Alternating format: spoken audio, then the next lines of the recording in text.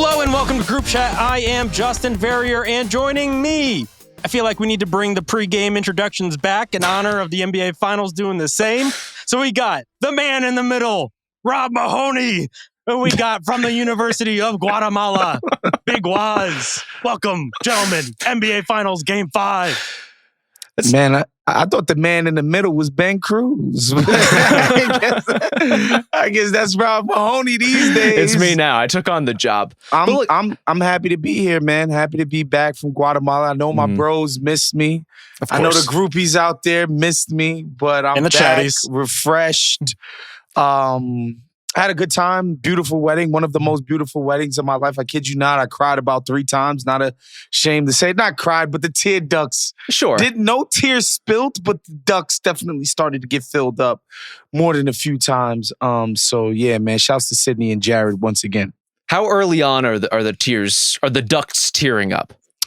So they pulled a move that I have never seen at a wedding before, and I've been to enough of these where I've seen kind of them all. I didn't think there were new moves. I thought we were just kind of remixing the old moves. Before Jared read his vows to Sydney, he wanted to do something special for his deceased dad, and he played his dad's favorite song. And he said, that's nice. Anytime I want to feel close to my dad, I play this song. And I was like, yo, what the... Bruh. It's getting dusty. Yeah. And everybody, he was like, he encouraged everybody to get up and dance and all of that. I was like, okay, there's a lot going on at this wedding tonight. And That's so, amazing. yeah, it was just a beautiful ceremony. But yeah, in my feelings. Beautiful. Yeah. I mean, I saw that the wedding, also the shout out for the wedding Yes, got picked up. got picked up. Dude, okay. Can I Local explain trades. what happened on there? Please do, yeah. So I shout out Sydney's wedding on here. She gets hit up by an old colleague on LinkedIn. The LinkedIn DM. Yes, a LinkedIn DM. That's wild. To be like, yo, dude, I was listening to this podcast and I'm pretty sure you're getting married in Guatemala because you just got shouted out.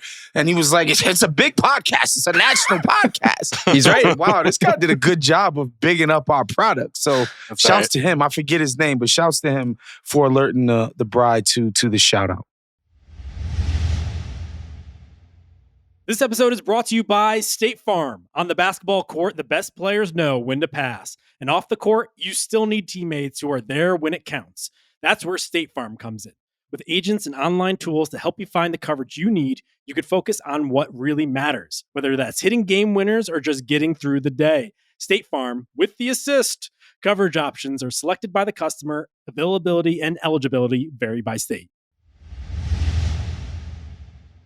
Well, if that wasn't enough of an emotional roller coaster for you, we got yet another instance of that in Game 5. I swear to God, the Indiana Pacers, they keep surprising you in new and fascinating ways. But Rob, shout to the Thunder closing the door definitively, and J-Dub being the one, I guess, holding the door, forcing it shut, whatever you want to say. Holy hell from J-Dub. I mean, I feel like we've said this a couple of times running throughout these playoffs. Obviously, he's had up and down moments. He's had games where he hasn't played up to the level of a second star necessarily. And then he's had games like this, probably the best all-around game of his career in the biggest possible moment in a finals turning Game 5.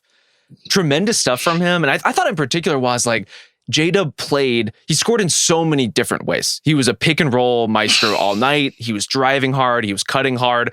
The operative word in there is hard. Like he just went in there with force every single time. And he was finishing and playing through people all night in a way that, again, frankly, stars and superstars do on these kinds of stages. So by the time he made his 7th shot, ESPN did one of those weird video game graphics that they do where it's like a virtual J-Dub. Sure. And showing like basically his shot chart. And 6 of his first 7 makes were at the cup, either a dunk or a layup. And one of them was a 3. And so I just thought that was just so telling about the type of game that he had. Because at first, he did get a lot of jumpers up and it wasn't falling. But it's not just that he was getting a cup. It was the nature of the plays. It was like in transition. It's like cutting off a back door. It's Indy scrambling on a pick and roll, not sure how they wanted to cover J-Dub as the pick and roll initiator, and him just beating them to the punch over and over again. And we said this coming into the series, like these are two teams who pride themselves on beating their opponent to the punch. And tonight was the first time I felt like the Pacers were just consistently they couldn't get out and run. They were getting beat in transition. It just felt like OKC had all of the energy, all of the momentum, all of the just oomph, for lack of a better word. And then, I don't know, somehow the freaking fourth quarter happens in a 4-point game. I don't understand this. Just before, I'm watching this game and I was thinking about something. I was like, you ever listen to 2 or 3 women talking and you think to yourself, I don't know shit about women, right? You hear them talking and you're like, I've been knowing women my whole life. I've been close to women. I don't know anything about these people. That's how I feel about basketball watching the Pacers. It's like, I don't know shit about basketball. That's how I feel when I'm watching the Pacers play, honestly. I just want to watch Rob react to that. Just watch his face contort to see where you were going and if we would go anything. What's the deal with women? If the Indiana Pacers are the women talking of basketball to Woz is the Indiana Pacers of podcasting to me, where I am just being taken for a roller coaster. We're so deep into the playoffs right now. I don't even know what up is down and down is up. I'll circle back around so. It felt like to Rob's point that this was kind of coming. Like he had 26 in game 3. He had the 27 in game 4. And I remember specifically Rob trying to shoehorn J-Dub back into conversations after we'd already bypassed the topic. And he was that good. Right. we get it. But this, as part of it was because the Pacers had made such a concerted effort to put SGA in the Hannibal Lecter, just jumpsuit. And so he needed to step up in order for them to get to this point.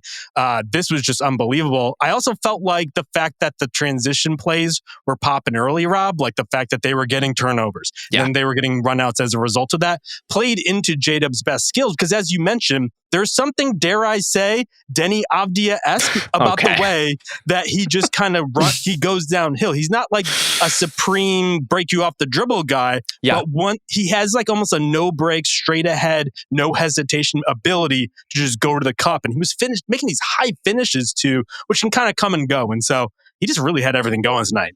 He was super quick off the blocks, right? Anytime there was even a whiff of a possible turnover, he was off to the races. And that makes a huge difference when you have a player of his size and his athleticism.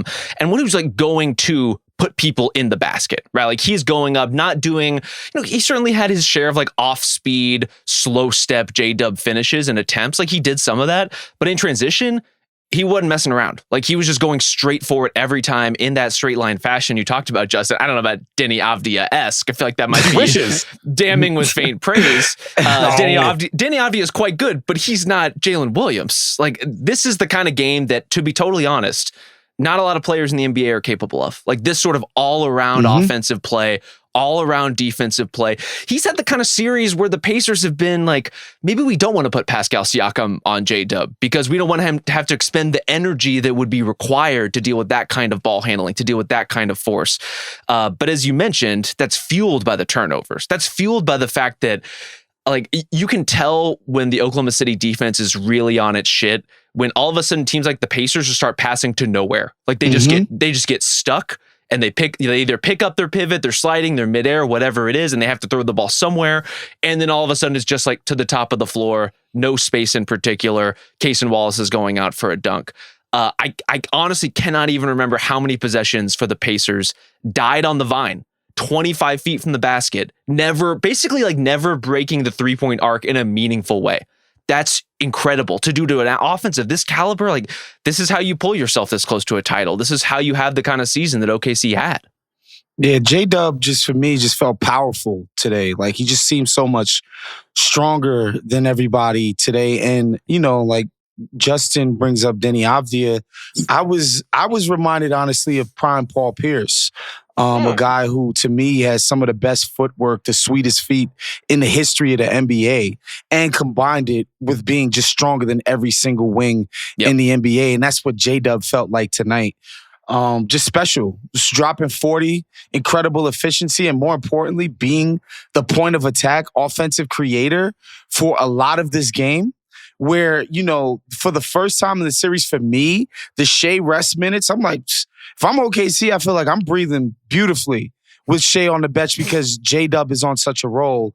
I just thought that was just phenomenal for him to step up in that way. And, I think the Pacers have been just, we've said it, unkillable for how long? I think there's something to OKC's ability to take a punch at this point. Yeah. The Pacers making this thing close late and OKC still just being like, you know what? I know we've had a terrible game one finish and we've had, these moments in the playoffs where we kind of disappointed ourselves, but we've learned from that and we're now the type of team that could take a punch and hit right back. Well, let me ask you guys this. I got a text from our friend Kyle Mann about a little development that's been much talked about with the Thunder coming out of Game 4, which was how much J-Dub and Shea were running direct screening action to set up those critical game-sealing possessions at the end of Game 4. Sounds like a fun text thread. It honestly was a very fun text. Well, the point that he raised was, did the Pacers kind of push the Thunder into the next stage of their evolution a bit? Did they nudge them into this what ultimately could be a really important part of their development, incorporating those guys directly together? And it kept kind of coming up in little bits in this game. It's not something that they run a ton. Obviously, they weren't looking to set up Shea in quite the same way because J-Dub was rolling. But at the end of the third quarter, they run the inverse of that with Shea screening for J-Dub to get him the matchup they want. It's like, this is an action that they have been kind of reluctant to go to, or at least maybe just stylistically has not been in their interest set. And yet, they have those sorts of things in their back pocket. Like the Thunder have all of these evolutions yet to come. And I feel like, Woz, when you're talking about this as a team that's like learning how to do some of this stuff as it goes, some of that is unveiling these wrinkles that are there. Yeah, and make no mistake about it, these are AP level courses, right? Like this isn't, some piss poor competition. This is a Pacers team again. Like they have been beating people up, and when they're not doing that, coming back from huge deficits and doing it anyway. And the Shea and J-Dub thing is interesting because, again, it's just about putting the defense in the bind. Shea gets the ball. He does a Shea thing. They swing it to J-Dub, who goes immediately into a pick and roll. And the defense has to make a decision like, wait, am I going to treat this non-Shea Gilgeous-Alexander action as the primary action? And it's like, yeah, bro, tonight you better, because if not, they're going to kill you. And that's what I think happened tonight. Yeah, I was going to say, it seems like Shea almost had like a muted 31 points in this game. And part of that was just the Pacers' game plan, just being able to focus on him and try to take him out. But he was doing so well at chipping in and everything on the fringes, both like when he did finally get the ball, playmaking for other guys. There was that play where after the J-Dub, he missed it. And then they kind of tipped it out to Shea, so he finally had daylight. And then he managed to get it to the teeth of the defense, but kick it out from under the basket to Dort. You swing it back to J-Dub for a three. Like those sorts of kinetics plays were starting to happen whenever he was kind of afforded the opportunity. And then on the defensive side, like he was getting pokeaways like in crucial moments in that fourth quarter. And so if anything, it almost felt like Shea slotted into the J-Dub spot in this one. Yes. And he could do that because frankly, he did that for like the first half of his career. It makes it look super easy. Again, this is a great sort of disrupted hierarchy game for the Thunder in lots of ways. As you mentioned, like a lot of J-Dub repetition, a lot of opportunities for him out of the pick and roll with the way Shea was being denied, as you said, Justin.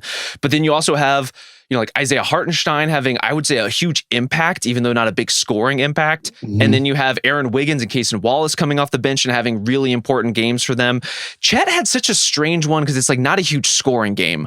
But I want to like come out very clearly about this, that he had a really great game. And I think a really great game, in particularly defensively, protecting the basket, always something that Chet does quite well.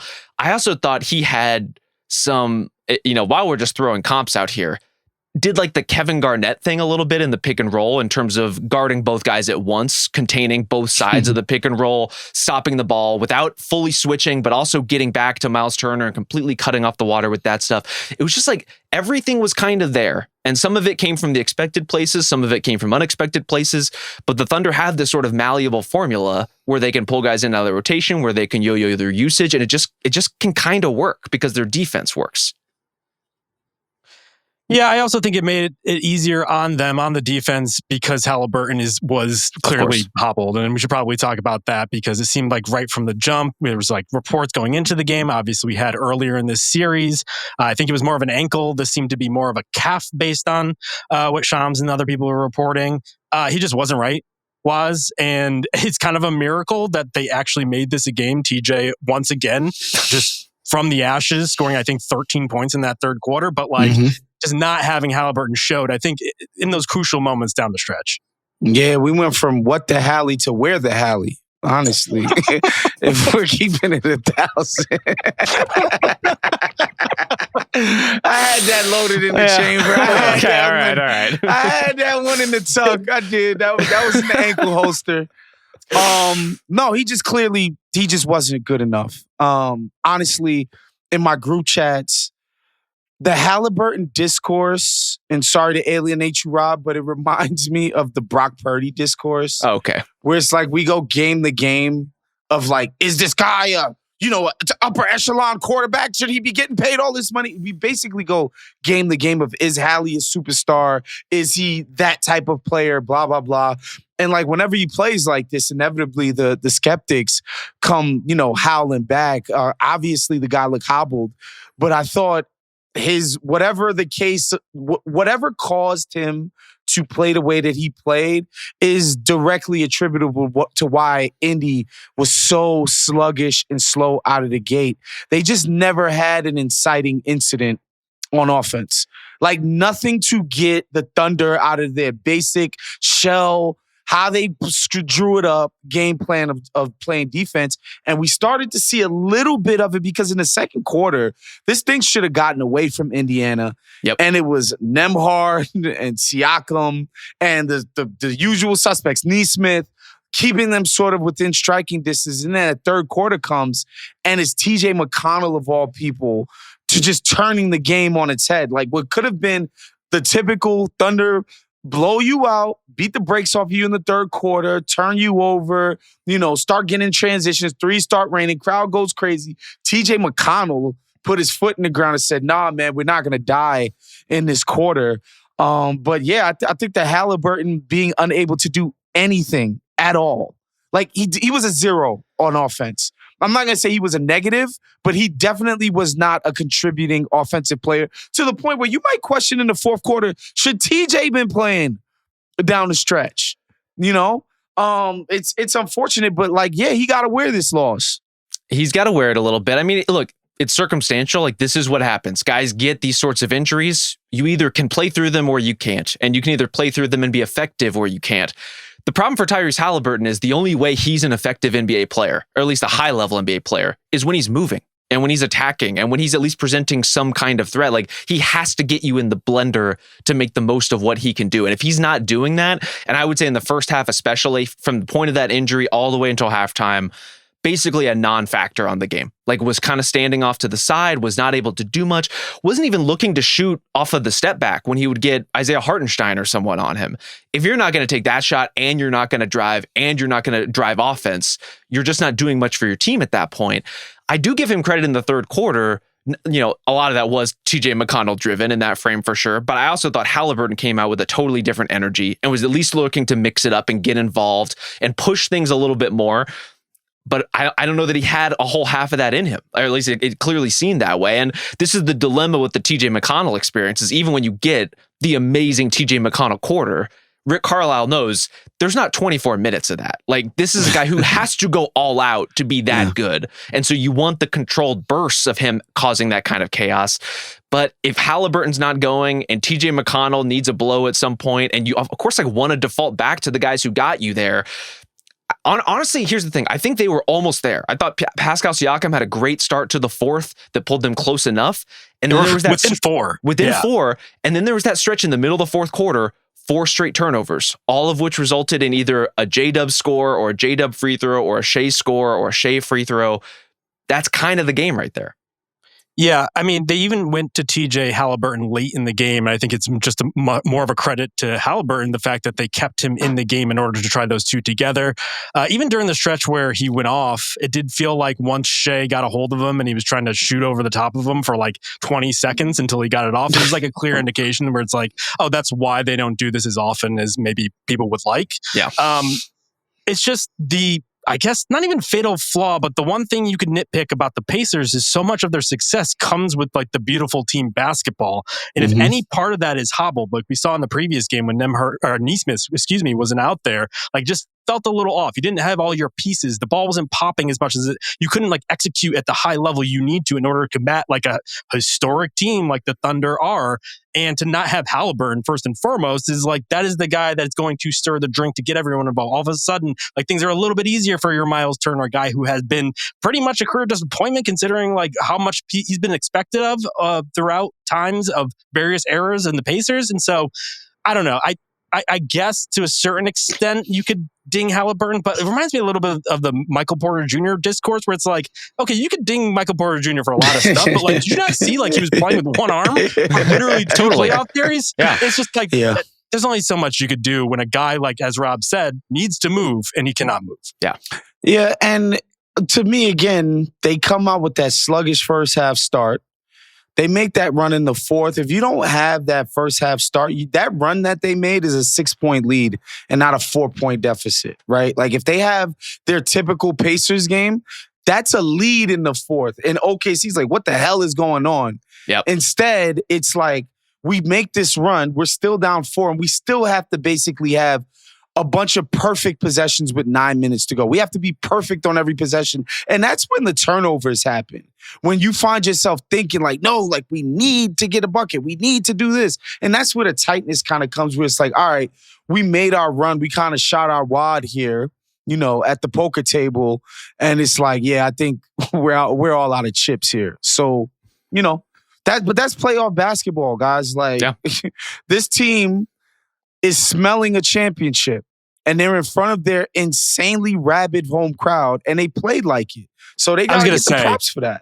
That home court is ferocious. Wonderful. To the point where Dub had a big bucket in the fourth quarter. Another one of those like falling away high glass finishes. And I noticed Royce Young was like, that's the biggest pop this arena has ever seen. And this dude has seen every single pop in that arena probably. So it does mean a lot. Like this team has only lost, I believe, 2 games the entire postseason. One was the Denver comeback. The other was the Indiana comeback. Under normal circumstances, they're not going to beat in OKC. And this is why. Yeah. And we've talked about the ways that like feeds into their style of play too, right? Like if you want a team that's going to get out on the break that way, if you want to blot out all the sound so you can pick off people from the blind side defensively, like these are the circumstances to do it, right? I think we're getting, the merits of actual home court advantage have been debated a lot over the last few years. And there's lots of evidence to suggest that maybe it's just not as valuable a thing in the 3-point era. Maybe the variance has kind of overwhelmed home court advantage. I think with the way that the Thunder play combined with the actual noise they produce is maybe something closer to like a ballpark advantage where there's just like a very specific thing that plays into a very specific way the team plays that's unique among the NBA landscape. And I say this like the Fieldhouse is another amazing home crowd that also feels it's, the Pacers transition game, but in a slightly different way. Like there's a symbiosis here happening, I think, between the fans and these teams that's like really fascinating for these to be the two that broke through. What's the difference between a Fieldhouse and an arena? Well, is there an Indiana, actual field? You got to be in Indiana to have a field Maybe house. so. Really? No, I don't know. I just assumed that was a Hoosier thing. I don't know. I believed you immediately. We got centers, we got arenas, we got field houses. I mean, field house is the most evocative by far. There's a lot of natural light in that thing. I wondered if it has something to do with like the windowscape. But we got to get to the bottom of that. We got to get to the bottom of what makes a field house a field house. Just an open concept, a lot of like floor to ceiling windows. Yeah. It's very tasteful. Yeah. Should we talk about the Tony Bradley minutes? Back Let's from do the dead? Yeah. Pacers Nation turned its lonely eyes to Tony Bradley stumbling back on the court. I swear to God, he ran a fast break at a certain point where it looked like he was like bopping around in a Model T. He did he did a churro step. He sure did. I guess if we're talking like going forward, do we think that that the Pacers need to do anything differently, or is it the same recipe? You just got to execute a little better. To me, it felt like the Pacers came out on defense like a team that feels confident that they could score on OKC. You don't play defense in the way that they did if you think your playoff life depends on getting stops in this game. And I think that needs to be reversed. I think they need to treat the offense like, all right, we will figure this out as the game goes on, but we need to lock in on our defensive assignments. And let the offense be the thing that finds itself, because all of those easy baskets that J-Dub got, basically not forcing. Because there was a couple of possessions where OKC does their thing where Shea drives like 6 feet from the basket, pulls a bunch of guys in after like 20 shake around moves or whatever, throws it out the case. All right, they worked for that bucket. They made a three. You move on with your life. Next play.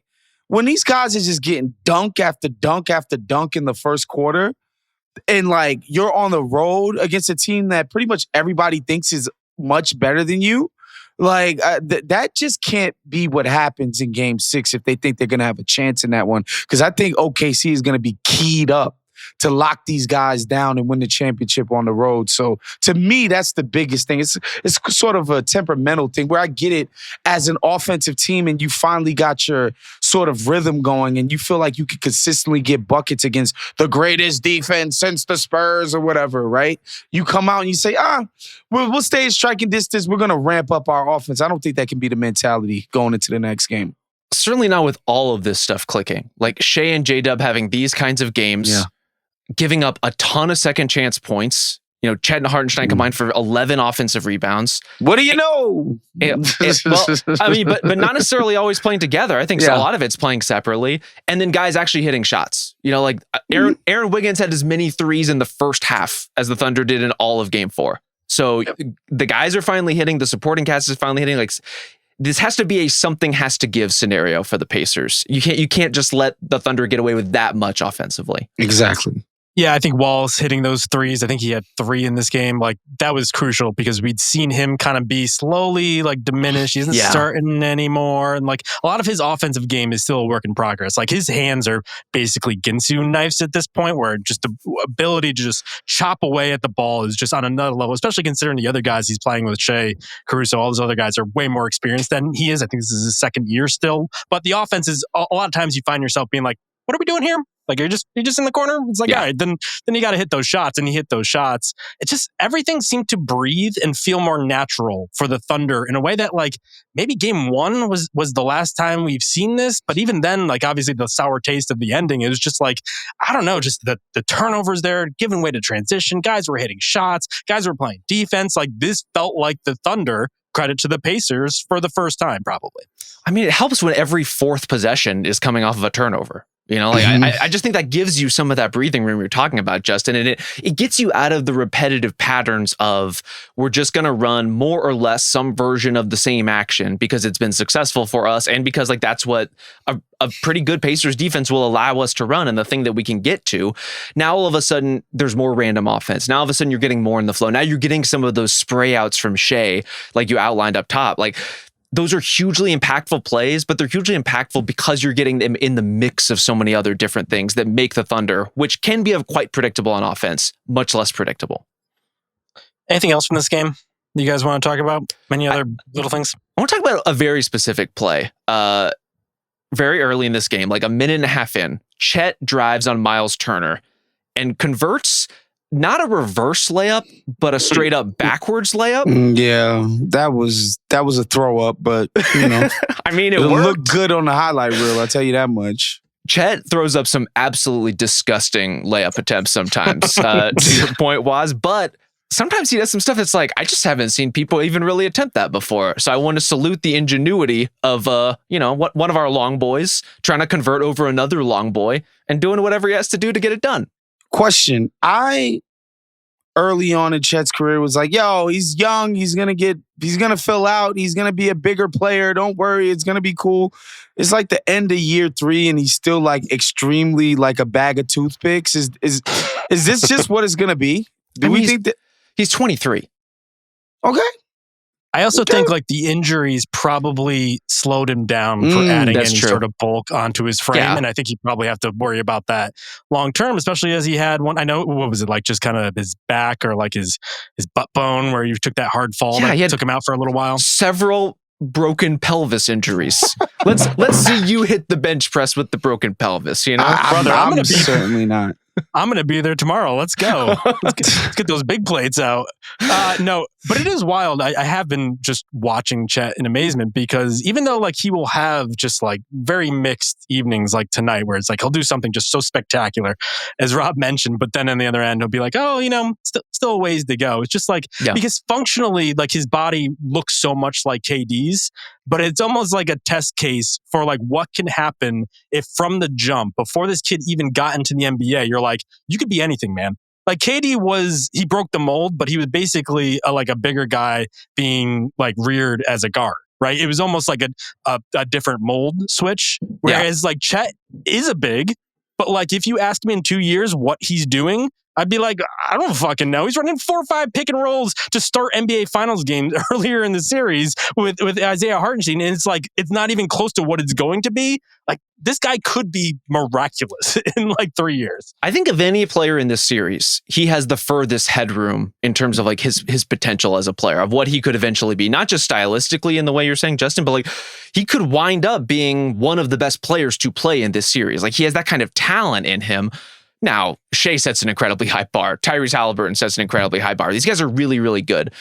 J-Dub, as we're seeing, is kind of scraping higher and higher as these series go on, as he gets more and more playoff experience. Chet needs some of that. He needs some different kinds of opportunity over time. He needs to figure out, as we're alluding to, kind of like what body type he wants to have and can have while staying healthy in the NBA. He does take a lot of shots. He does take a lot of hits. He takes a lot of hard falls. However you want to address that, that's a strength and conditioning job, not mine. But he don't gotta hit the weight room. He just gotta drink some Ensures, do the Styles P Thug workout, calisthenics, and he'll be fine. We just gotta get him on the pull-up bar, and he'll be fine. I hope that's the case. But even in his current form, where we're having all these questions and conversations he's having a lot about of him, success. Really successful series overall, I would say. Needs a new stylist. I don't know what's going on with that haircut, God, man. yeah. Just the Beavis and Butthead haircut with the Abe Lincoln beard is just it's tough. The Mennonite beard is killing me for sure. As someone who had a chin beard for most of like his college run, like brother, no. Like what brought you to that world, Justin? How did you feel about it? I think it was like during the time where the Red Sox also had a lot of that. Like during had like a lot of chin straps. It wasn't so much a chin strap for me, so much as like the chin holder. You know, just the chin. Oh wow! Wait, just goatee? Just the bottom goatee and nothing else. Yeah, I don't know what you would call that because it's not the full goatee. There was no stash. Either. It was just the chin warmer. I think that's still a goat. I think that's still a goatee. Still a goat? Yeah, I think definitely. So. It looks, if anything, more goatish than a typical goatee. But yeah, I rocked that for a while. Backwards Red Sox hat. Let's go. I mean, that's a 1-2 punch. Like those things just go two great tastes that go great together. Ladies didn't know what was going to hit them. Yeah. Look, I look forward to seeing Chet's style feature. You know, the world really is his oyster. By the way, ESPN did run a style feature about SGA and Haliburton, what style icons they were like after Game 4. Like it was the morning after. I looked at ESPN's NBA section. It's like, what is happening here? So it's tough during the finals. Tough one. All right, let's flip now to the Desmond Bane trade, which I'm sure nobody has heard anything about until now. Well, it's new. On Monday night. Yeah, it just happened. Just happened. No one has consumed any takes about this trade, but this is a fascinating one that probably has ramifications like going into next year's final. Potentially, we could talk about that. Why don't we start? You want to start with the Magic side, and then we'll flip to the Grizzlies side of things? Yeah. Okay. Because that's obviously going to have the bigger implications for next season. I feel like we've talked about what type of player the Magic are going to acquire or like who they should target. And it's always been the same conversation where it's like, they would need a point guard, but not actually a point guard, more of a ball handler who could shoot off the catch, but also could shoot self-created and also can create his own offense and pick and roll, but not too much because you want Paolo and Franz to do some of that, but also maybe too much because sometimes they can't actually do that. And at that point, you're already working with a short list. Yes. And then you tack on the Magic's actual play style, the physical defensive nature of it. And I think, if anything, getting Bane is a boon. But Rob, it's also Occam's razor, because I think he is the exact player that they would want in that exact spot. I both understand the pearl clutching over the sheer number of picks involved. And I also would just point to the situation and say, like you're alluding to, Justin, if you are the Orlando Magic, you need really one thing, and one quite precise thing. And what the construction of this deal tells me as much as anything is that Orlando looked around at your Anthony Simonses and all the other like ostensible remedies for their shooting woes and said, we just don't think those guys actually move the needle. Like, we don't think the super flawed defender who can shoot actually fixes anything. We don't think the guy who can shoot but can't handle, you may have thrown into a trade machine at some point, we don't think he actually makes our team better. There's basically like 4 of these guys who shoot as well as Desmond Bane does and handle the ball the way he does and can hold up defensively. And so why not go get that guy, even if it costs you a little bit more to get it? And I think the other thing too is, like, once you get Suggs back in the lineup, some of the ball handling issues resolve a little bit. I'm not saying they're perfectly resolved, but having Suggs, having Bane, having the core as constructed, this is a really formidable group that has one huge glaring problem and now one elite solution to that problem. Yeah, I mean, and Bill talked about it on his podcast whenever that trade was executed. But if you are a team who calls yourself a serious basketball outfit, the Eastern Conference playoffs have been a clarifying event. Like, I'm sorry, if I'm Orlando, I don't think I can be as good as the Knicks and the Pacers showed themselves to be in the Eastern Conference playoffs this year. You definitely looking at the Cavs like, we're not afraid of you guys either. And so I don't even think it's like we don't think Simons is not somebody that could make a difference. It's that we're willing to put more resources into something better. I think that's the difference. It's sort of an all-in kind of move in a way that we wouldn't have considered the Magic an all-in team before the playoffs started. It just wouldn't have felt like it made sense to consider them a team that should be considering that mindset. But after watching Indy play the way they did and the Knicks play the way they did, I respect the move. I'm always going to love the idea of, like, let's upgrade the roster because we think we can go out and beat the hell out of people next year. We're not scared of Indy. We're not scared of New York. We're not scared of Boston. We're not scared of Cleveland. We're not scared of Detroit. We think we could be the top team in the conference. So I love it. And obviously, the fit, like you guys said, is everything. And also, I think just in temperament, I think Bane is going to fit in beautifully with these guys. Now, in wingspan, not a good fit. You know, maybe the first negative wingspan player in Orlando Magic recent history. If there's something on the high shelf, they may have to like help him out. Jonathan Isaac, like, grab the thing from the top of his locker, please. But other than that, fits like a glove.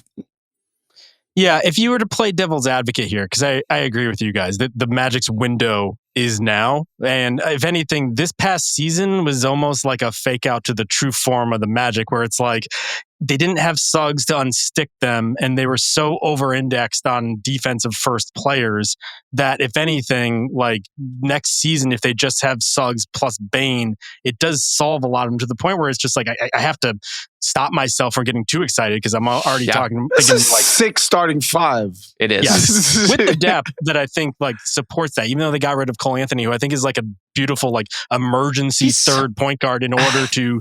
Well, I think for what they need, for the offense that they need, I think he can solve some issues in a regular season in the way that they have often found that they needed. But if Bane has filled in for injury-riddled teams in the past, if anything, like that is the advantage of going so big money contracts for our 3-4 guys, is that when one of those guys is hurt, obviously you have another guy to turn to. Bane probably does that better than anyone at this point. I guess if we were going to play devil's advocate, though, it does make them super expensive in the near future. And if anything, this seems like two sides of the same problem, where Memphis was looking at this and looking at Bane and being like, well, you solve problems for us, but you aren't the final puzzle piece to complete us. We could probably maybe take a step back and figure this out for the future, unstick our books a little bit, and then just kind of figure this out on the fly. We can get to Memphis a little bit later. But for Orlando, like, this is it. Yeah. And while they have flexibility, how many times we talked about like how funny it was that they would just sign guys to descending contract on with team options. Like, so they have moves to make. They made one today. In fact, they got rid of, they declined the team options on Gary Harris and Corey Joseph. Matter of time, yeah. But like, it really is De Silva and Anthony Black, who we should mention that they kept around, because the feeder system, in order to get those low money guys to support the big money guys, is kind of cut off for the foreseeable future. I mean, none of those young guys have really hit yet, other than Franz and Paulo and Jalen Suggs, obviously. But as you said, like De Silva kind of got like played out of the rotation over the course of the year. Anthony Black has been so come and go. Jet Howard can kind of shoot sometimes, can not shoot other times. This is the other problem with, not the problem, but the other thing to flag with Desmond Bane. Every shooter who goes to Orlando can't shoot anymore. It's something in the water. I don't know what's happening. Like KCP was one of the steadiest 3-point shooters in the league for 5 years running. All of a sudden shoots like 20% in the playoffs. Like, it's just what happens there. Would it shock me if Desmond Bane comes out next season and shoots like 34% from three? I hope that's not the case. History tells us sometimes with the Magic, weird shit happens. But this is a team that's just like, I mean, they've been in the bottom 5 in 3-point percentage for 5 years. Like, they just need this exact thing. And as you said, Justin, it's one thing if you're the Grizzlies and you're looking around saying, what is the piece that makes us get better? Is it the extra wing we've been trying to grab at for so many years? Like, is it a different kind of approach to our offense like they experimented with, like trying to deviate from being so Ja Morant centric? Like, they were grasping at so many different solutions. For Orlando, they've run into the wall and they've seen it and they've felt it and they've experienced it and they know exactly what it is, and it's not having enough shooting and playmaking on the floor. And so they brought in a really great shooter who can also make plays. And in doing so, augments their two best players' ability to make plays. And what I would add to that, if, you know, anybody from the Orlando Magic are listening to this podcast, I think the lessons... Yes, Stuff actually is right now, if you want to speak directly to Stuff. I think the lesson watching the Pacers and the OKC Thunder play is these guys play with a collectivist style. You guys have brought in some great talent. You've got amazing talent in-house, but talent alone isn't going to do it. They have to develop an actual style of play that is, you know, basically involves the entire rotation. Everybody has to feel a part of it, because it can't just be, you know, we're going to be these individuals who make things happen. I truly believe they have to. I don't know if it's going to be Mose. I don't know if it's going to be Paolo. I don't know who it's going to be, but somebody has to galvanize a group to play as a group. Yeah. Because I think that's the lesson that I've learned in the playoffs. Like, you're not winning big in this league on individual talent by itself. And that's probably the flip side of like the learnings from the finals. If anything, the setup they have now, Rob, looks more like the Celtics 2.0, just bigger and like more muscle bound, and rather than the teams that we're watching in the finals, because they don't have a number one ball handler you can go to when the shit just stops. Right? Yeah. If anything, they're hoping the collective can do enough in order to compensate for that. And I don't hate that bet. I think collectively, especially if Paolo keeps progressing, right? I think they will probably have enough. But I mean, to watch Haliburton do what he's doing now, it almost feels like they could be on the receiving end of the same situation where it's like he is getting everybody involved, but they're just looking for answers. That would be the flip side of this. Yeah, they're never going to be as kinetic as a team like the Pacers on offense. Like they have a lot of guys who are versatile, a lot of players who theoretically can pass, shoot, and dribble, the shoot being shakier for some guys than others. But a lot of guys who can handle the ball and keep plays moving and advance it and like get that flow going. But there's no means of doing it if you don't have enough collective shooting on the floor. And so that's where like even just having someone like Bane, even when he's not touching the ball, occupying a defender, pulling things in his direction even a little bit, I think goes a long way in that way. Franz has to figure out how to shoot again. Like that's just a thing that needs to happen for this team to be good. And Jalen Suggs needs to be more consistent with the threes that he takes. Like he shoots some long balls because they're just trying to pull on the defense even a little bit. If he can be a steady shooter for them, that's a huge deal. I think in terms of the guy you're talking about, Justin, like the go-to option, whether it's when things break down or not, that guy is somewhat theoretical, but we've seen it in fits and starts in moments at the Orlando Magic's most successful moments, and it's Paolo Banchero with space. Paolo Banchero with space is a different guy. And I think part of the Orlando Magic's limitations right now are that they're feeding Paolo's worst instincts, which is when he runs into certain walls, he wants to take the 18-footer. And if you clear a little bit of a runway for him, he's going to go all the way to the basket. And so that's one thing you would hope with getting Bane. I'm sure this is not the last of the Orlando Magic's moves, like stacking shooters, getting more of a structure for this thing. You're just clearing a way for your best player to leverage his best assets, which is his size and his strength and how physical he can be when he's not settling for the shots he shouldn't take. Well, speaking of running into walls, we should probably talk about the Memphis Grizzlies, who seemingly admitted the fact that they had probably run into one this past season. And while I kind of found that a bit refreshing, that they said, Zach Kleiman in the post, like the end of season press conference is like, that wasn't good enough. And they acted accordingly. I feel like I said before, like Bane is obviously a super helpful player, but considering the stage they seem to be in, where they're a bit more in sorting themselves out mode rather than like ready to push the button, like Bane almost strikes me more as like in the Drew Holiday, Derek White vein, where it's like we're going all in. Whereas Memphis, I think it's actually kind of refreshing to be like, you know what, don't have it. Let's take a step back to figure it out down the road. I mean, let's keep it 1,000. Like, what about this team and its results suggested that they deserve to be invested into more? This was a team that was begging to be divested from. And so I think they did absolutely the smart thing. What's interesting to me, a lot of the stuff that I was seeing online and some of the coverage was comparing this to the Mikal Bridges trade. Which obviously Orlando is like, look, the Knicks kind of went all in last year. They got rewarded themselves with the conference finals, had a chance to win that thing and go to the finals. Let's do that for ourselves. I've seen people saying this isn't a good enough haul. I'm like, what else were they supposed to get? What else was supposed to be offered for this? Like, it's Desmond Bane. Like, he's a good ass player. He's already getting paid $40 million a year, guys. Like, this guy doesn't come on a cheap. He's not on a value deal. And yeah, he's not an all-star player. I thought they got a nice piece of investment. Yeah. A piece of assets, if you will. Hashtag assets. And I'm liking Mad Money Waz today. We're divesting. We're talking asset. Like, come on. This is what we do. This is what we do. I love the move, honestly. And I love the message that it sends to John Morant and Jaren Jackson. You guys are on notice. Do something. Show us that you like the freaking inflated sense of self and ego of these kids, man, over the years. Like, actually prove something to us on the court. And make us believe that this is something worth committing to long term. And so that's another thing that I love. I love the haul back, but I love the message that it sends to the two last of the Mohicans of that core. I mean, this is just not a has-been team. It's not like, oh, we had it, we were so close, but then we got hurt. Like, this Grizzlies group never really got off the launch pad. They won one playoff series. And they've had lots of injuries. They've had lots of issues. They've had all kinds of stuff happening. But they've also had a lot of time relative to most NBA cores. Like, they've gotten cracks and opportunities to try to stay together. And then they've also had to deal with like John Morant being out for the majority of a season and things like that.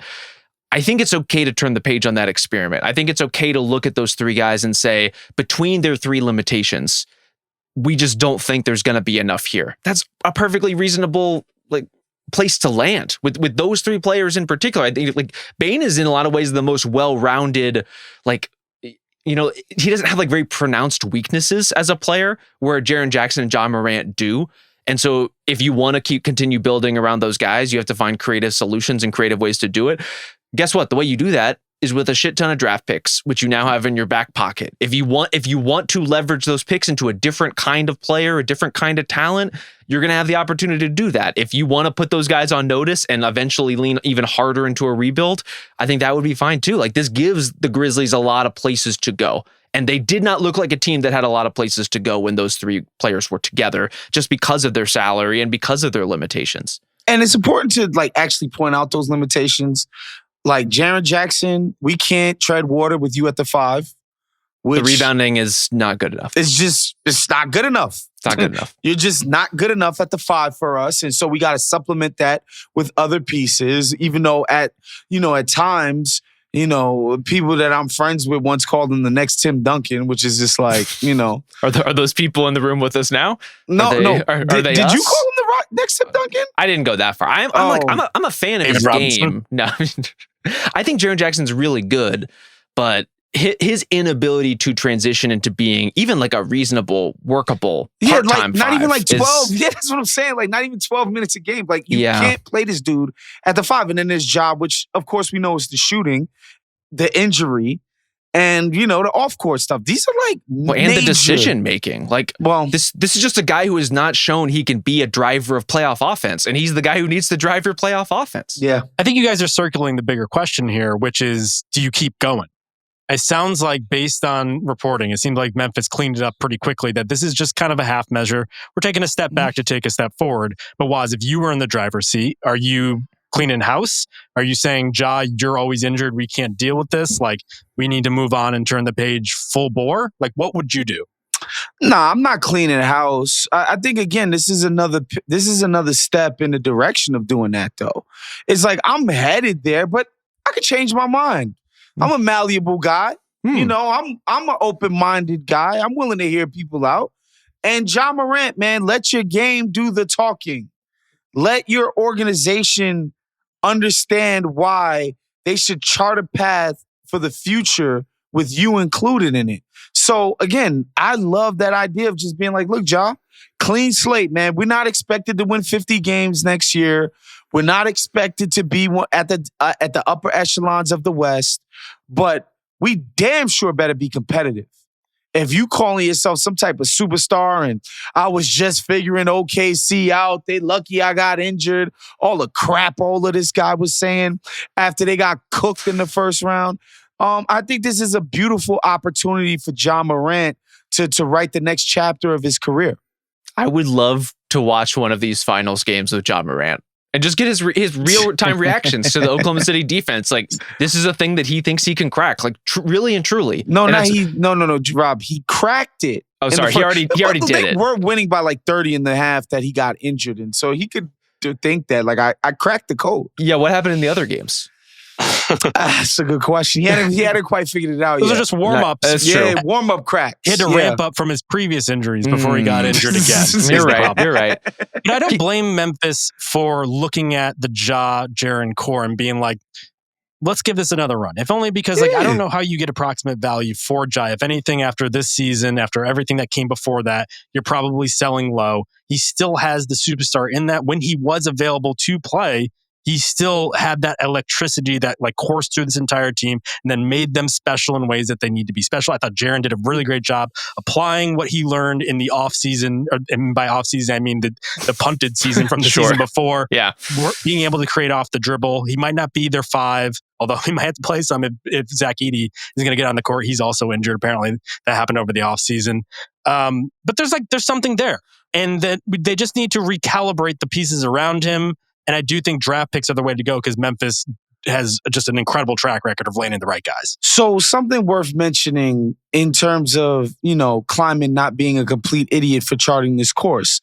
We talk about like a million times this playoffs that the Pacers were a top 5 team when they finished. They went like 34-15.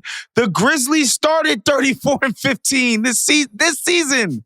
Yeah. This past season, they started 34-15, number 1 in the West. Like, yeah, I think there's reasons to believe that this can be a good team. You know, so hopefully this fresh start springs something up in them.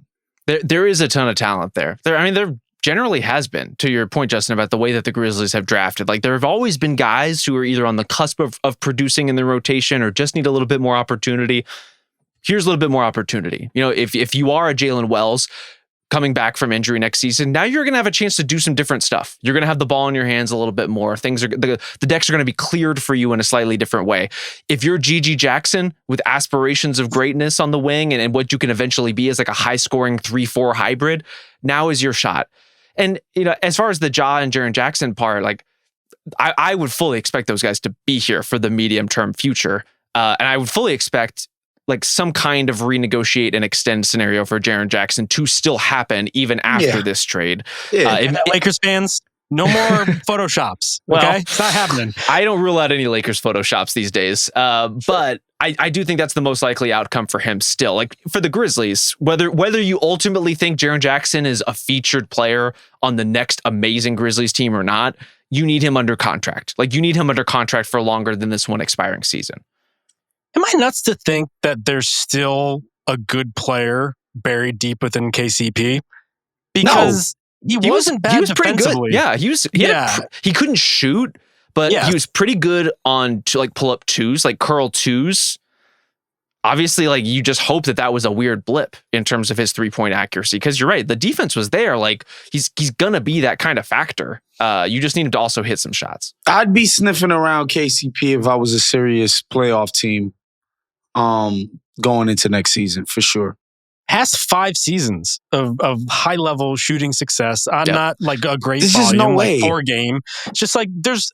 I think if anything, this was a trade that underlined where these teams are, and the Magic need someone at that position, at that cap hold, to perform at a very high level in order to get to where they want to go. I think Memphis just has the opportunity to almost like take him in and like see what he can be. And while like I don't know if he'll ever be like live up to the 20 million over the next 2 years sort of player, like I think he could still be a good player and they could kind of benefit. I saw a lot of people talk about him as sunk cost and like they had to actually attach a pick in the pick package in order to get off of him. I'm kind of like, if anything, I kind of like that bet. It reminds me of Danny Green going to OKC a couple years ago from the Lakers, and then the Sixers being like, can we just have him? Like, I think he still has 2 years left. I think that's going to be the question, is if you are one of these contenders, do you have the outgoing salary or sort of the room under one of the aprons to accommodate that kind of deal? But like, if you are the Magic, to be real, like this is part of the reason you signed KCP to that contract. In the same way that it was part of the reason why the Pacers signed Bruce Brown to that contract that eventually became Pascal Siakam. Like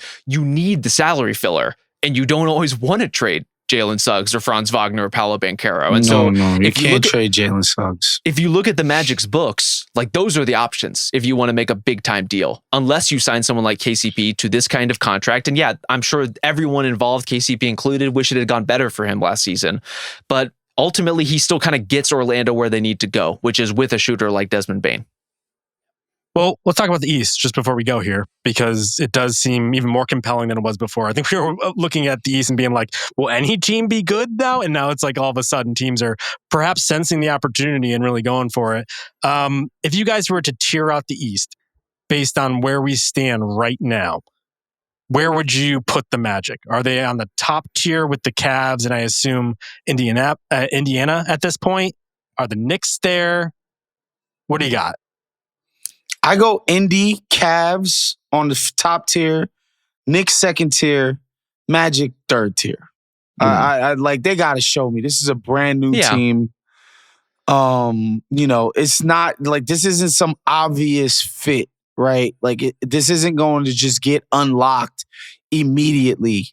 In terms of defining everybody's role in this new structure of the team. Plus, they still got young guys that they need to work in, that they're still developing. Like, they have a lot to figure out. I think they have a nice assemblage of talent. Like, again, like Jalen Suggs, I have a hard time believing like a healthy Jalen Suggs in this lineup that they won't be successful. But the guy has to be healthy and they have to incorporate, the new way of being the Orlando Magic. So, yeah, to me, they're under the Knicks. And, obviously, I think they're better than the Pistons, but again, these are two teams that got to prove stuff to people. Yeah, I think that's entirely fair. To be clear, I think the Pacers might be just a straight up cut above, a tier above everybody. They might be. They might be a tier one team. Yeah, yeah. Do you know what? That's true in the sense that like the best of the Pacers in this playoffs, I have not seen an East team come close to being that good. I think the one worry with the Pacers is what we were just talking about earlier, is if they do have a rash of injuries, if they have one or two guys, does it kind of break up the beautiful system that they've kind of evolved into? And to that point, you could look at this past regular season almost both ways, where it's like they got everybody there and they took off and they could just take off again. But earlier in the season, they didn't have Nembhard, didn't have Nesmith.